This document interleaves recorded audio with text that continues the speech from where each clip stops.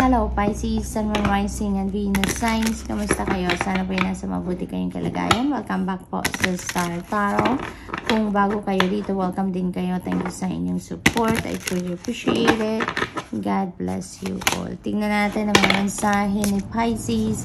Pauna mensahe po ninyo ay Phoenix. Ayan. So, be prepared to be renewed after a period of crisis. Napakaganda. Ibig sabihin nito, nalalapit na ang ninyo, rise above whatever situation you are in sa ngayon.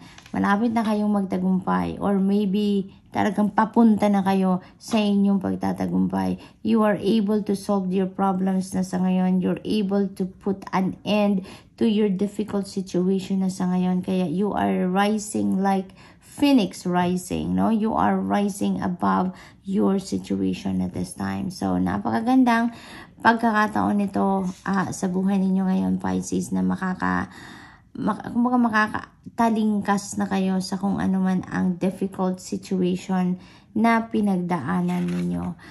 We have Unicorn. There is success, there is hope, freedom, healing, and magic. Lahat ng yan available if you just believe, no? If naniniwala kayo, kapag naniniwala kayo na deserving kayo sa tagumpay, deserving kayo sa hope, sa freedom, sa healing, sa magical moments, if you believe that you deserve them, no? Talagang asahan ninyo na yan ay mangyayari sa buhay ninyo. Asahan ninyo na that will come to fruition. That's going to manifest in your life. Okay? We have Mountain. Yan, pinakita agad ng guides ko yung number 22 at saka yung 33. So, those are master numbers, Pisces. So, those are synchronicities.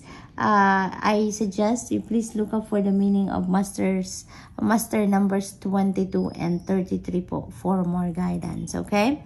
So, know that you are protected as you face challenges but remain cautious. Ayan. So, huwag kayong mag-alala, no, Pisces? You are divinely protected. You are divinely guided. You are so blessed.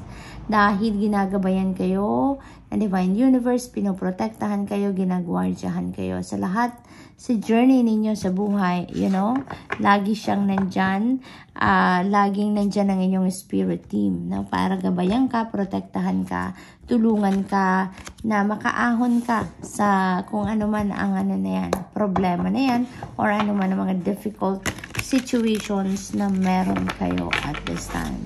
So, what else for Pisces? We have Jade. Be the bigger person. Ayan. So, maybe you are more emotionally matured compared to the people na you are dealing with sa ngayon. Kaya, kung meron man kayong hindi pagkakaintindihan with those people or with a person, ngayon, maaaring you're being advised here na kayo na yung mag-step up as the bigger person. Kayo na yung mag-initiate ng conversation. Kayo na yung mas malawak ang pag-iintindi. Kayo dito yung mas malalim ang wisdom, mas malalim na yung experiences ninyo sa buhay. So, gamitin na lang ninyo yan ngayon to address the situation and be the bigger person para ma-fix kung ano man ang mga dapat ma-fix. We have Iolite, shift your money mindset. Ayan. So, most likely, ang iba sa inyo dito, Pisces, nagkakaroon ng lack mindset. No, maaaring feeling ninyo kulang pa rin kayo sa pera, kulang pa rin ang inyong resources, parang siguro feeling ninyo kung ano ang meron kayo ngayon, it's still not enough for you and for your family. Maaaring ganun ang sitwasyon, but pinanyayahan kayo dito to shift your money mindset into abundant and prosperous mindset so that yun din ang ma-attract ninyo sa buhay sa ngayon. Because maybe you deserve prosperity and abundance, no, and financial success at this time. Pero, since nagla-lack mindset kayo, kaya maaring ang paanyaya sa inyo ngayon is for you to dissolve that lack mindset nang sa gayon, ma-attract na ninyo yung prosperity and abundance na yun naman talaga ang dapat na dumating or pumasok ng energy sa buhay ninyo sa ngayon. Okay, Pisces, doon tayo lagi sa positive, abundant, and prosperous mindset. Okay? We have Aquamarine, go with the flow. Ayan, wag na kayong mag-insist ng kung ano man yung mga gusto ninyong mangyari. Wag na ninyong ipilit, wag na ninyong ipagpilitan pa kung ano yung gusto ninyong mangyari. Kasi 'di ba, hindi naman lahat ng bagay na gustuhin natin, yun talaga ang nagta-transpire sa 3D reality natin. There are things that are beyond our control. Kaya ang mahalaga na lang, mag-let go na lang tayo and go with the flow of life, 'di ba? Kasi the more na i-insist natin, the more na ipilit natin kung ano yung gusto natin, mas parang lumalayo, 'di ba? Kung ano yung mga gusto natin. Kaya this time, mag-surrender tayo, no? Let's just surrender everything to God. Let's just surrender everything to the natural ebb and flow of life. Kasi kapag mas sumusunod tayo sa agos ng buhay, nagsusurrender tayo sa divine universe, mas mapapansin ninyo na mas magaan ang lahat, diba? Mas nagiging malinaw ang mga sitwasyon, mas magaan ang mga kaganapan, and even finding solutions to our problems, ang bilis din na pumasok yan, diba? Kaya doon na lang tayo sa kung ano ang best para sa atin, which is to surrender, go with the flow, okay? So, tingnan natin kung ano ang ganap, ano pa ang ganap for Pisces.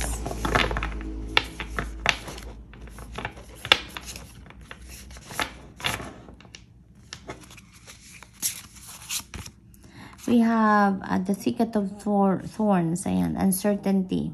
So, may mga maaaring uncertainty dito na nararanasan ng iba sa inyo dito.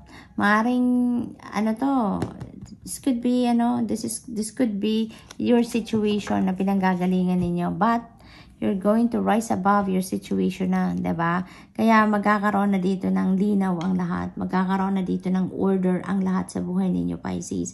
Mawawala na to. You're going to leave these uncertainties behind, from here on. Kaya good luck to that.